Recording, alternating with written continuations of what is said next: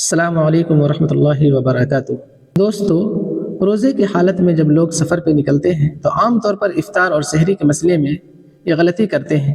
جب وہ گھر سے نکلتے ہیں اور اچھی خاصی مسافت اور دوری پر پہنچ جاتے ہیں تو بھی وہ افطار اور سحری گھر سے معلوم کر کے کرتے ہیں، حالانکہ جہاں وہ پہنچے ہوتے ہیں وہاں اور جہاں ان کا گھر ہے دونوں میں کچھ منٹ کا فاصلہ ہو چکا ہوتا ہے افطار اور سحری کے اندر۔ فار ایگزامپل، کوئی شخص اگر موتیہاری سے سفر شروع کرے اور گورکھپور میں افطار کا وقت ہو اور گورکھپور پہنچ کر کے وہ موتیہاری کے وقت سے وہ افطار کرے گا تو اس کا روزہ نہیں ہوگا، اس لیے کہ گورکھپور میں سورج 5-6 منٹ کے بعد ڈوبتا ہے اور موتیہاری میں 5-6 منٹ پہلے ڈوب جاتا ہے۔ اب یہ شخص موتیہاری سے نکلا ہے روزے کی حالت میں، گورکھپور میں اسے معلوم ہوا سورج ڈوب گیا اور موتیہاری کے اعتبار سے اس نے افطار کر لیا تو اس کا روزہ نہیں ہوا، بلکہ گورکھپور کا انہیں ٹائم دیکھنی چاہیے کہ اس وقت گورکھپور میں کتنے بجے سورج ڈوب رہا ہے، یا پھر جس جگہ پر وہ ہے جہاں وہ ہے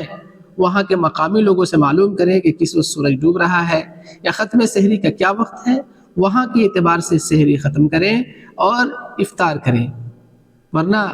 جہاں سے آپ نے سفر کی ابتدا کی ہے وہاں سے آپ ایسا معلوم کرتے ہیں تو یاد رکھیے آپ کا روزہ بعض دفعہ ٹوٹ جاتا ہے اور پھر باطل ہو جاتا ہے۔ ان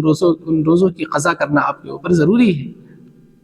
بعض لوگ دلی سے نکلتے ہیں اور دلی سے علی گڑھ تک آ گئے اور علی گڑھ میں بھی پہنچنے کے بعد وہ دلی کا جو ٹائم ٹیبل ہے اسی کے مطابق افطار اور سحر کرتے ہیں، یہ بھی غلط ہے۔ دن بھر روزہ رکھنے کے بعد صرف 4-5 منٹ 10 منٹ کے فاصلے کی وجہ سے ان کا روزہ باطل ہو جاتا ہے،